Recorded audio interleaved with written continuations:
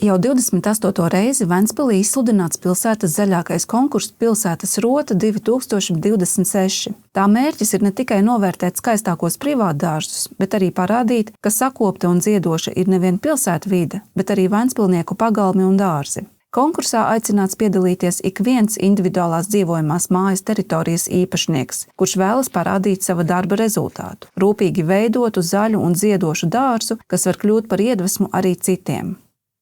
Mēs esam jau tādā stadijā, ka mēs jau ar komisiju jau vērtējam skats no malas. Esam bijuši jau dažos izbraukumos. Varu pateikt, ka ir ļoti interesanti pavērot jau. Esam bijuši nedaudz Ostgalā un nedaudz arī šeit bērnu pilsētiņas apkārtnē. Komisija ir tiešām ļoti mazā cilvēku sastāvā, 5 cilvēki. Ir dārzniece, ir dārzniecei palīgi un vietnieki, tāpat arī ir no domas pārstāvi. Tiešām aicinu cilvēkus parādīt to, kas viņiem ir dārzā. Un tas, kas viņiem tur tiešām ir ļoti skaisti un nav jābaidās no tā, kā vērtē cilvēki. Šogad konkursa balvu fonds sasniedz 750 eiro. Pirmās vietas ieguvējs saņems 350 eiro vērtu dāvanu karti stādu audzētavā vai dārzkopības centrā, bet balvas paredzētas arī 2. un 3. vietas ieguvējiem.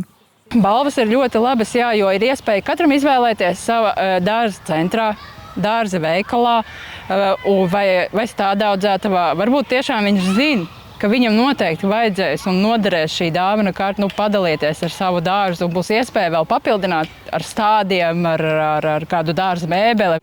Arī šogad tiks noteikta skatītāju simpātija. Par žūrijas izvirzītajiem dārziem iedzīvotāji varēs balsot pašvaldības tīmekļa vietnē. Uzvarētājs saņems ceļazīmi 2 personām profesionālās pieredzes apmaiņas braucienam.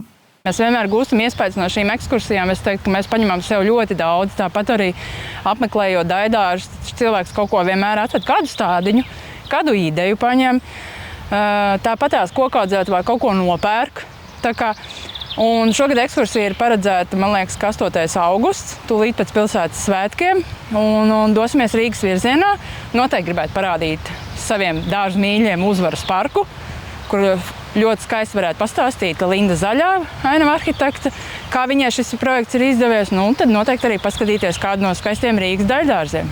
Konkursa rezultāti tiks paziņoti līdz 3. augustam. Balvas laureātiem pasniegs Ventspils pilsētas svētku laikā. Pieteikšanās konkursam ilgs līdz 30. jūnija 17.